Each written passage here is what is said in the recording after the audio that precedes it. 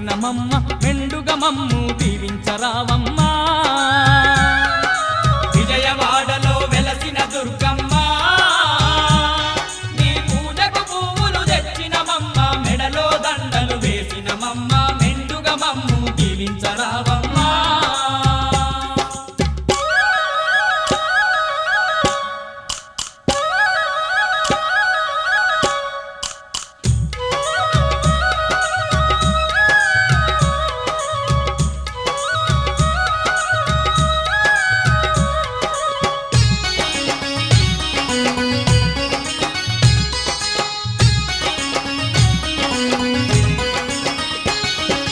పూలు పండ్లతో పూజలు నీకు అన్న పూజలతో అర్చన నీకు